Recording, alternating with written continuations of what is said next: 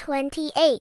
The King in the Dark. King Saul was in big trouble. A massive Philistine army was gathering to fight him, and for the first time, Saul was truly terrified. He tried to ask God what to do, but because Saul had disobeyed so many times, God didn't answer him through dreams or prophets. Instead of turning back to God with a sorry heart, Saul did something he had strictly forbidden. He went to see a medium, someone who tries to talk to the dead. In a place called Ender, Saul put on a disguise so no one would know he was a king. He asked the woman to bring up Samuel, who had passed away. To the woman's total shock, God actually allowed Samuel's spirit to appear. But the news wasn't good. Samuel told Saul, "The Lord has torn the kingdom out of your hands and given it to David.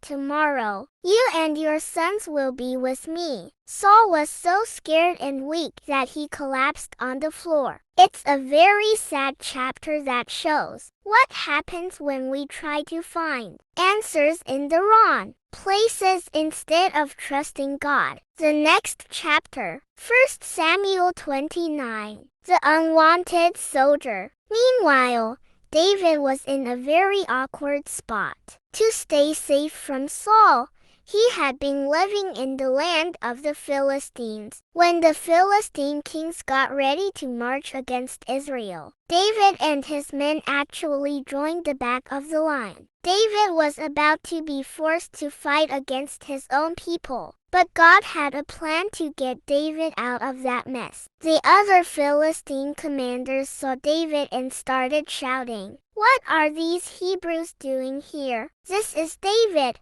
the one they sing about killing tens of thousands of us. He'll turn against us in the middle of the battle." Even though the Philistine king Achish trusted David, the other leaders forced him to send David home. David pretended to be upset, but deep down, he must have been so relieved. God used David's enemies to save him from a terrible mistake. When we feel silent no's from God, the answer isn't to go looking for magic or shortcuts that only leads to more trouble. But even when we get ourselves into a sticky situation like David did, God is often working behind the scenes to open a door and get us back on the right path. While David was away, something terrible happened back at his home base in Ziklag. A group of raiders took everything. David is about to lead a rescue mission that requires a lot of strength from the Lord. Read 1 Samuel chapter 30 to see the final battle of King Saul and how David saves the day.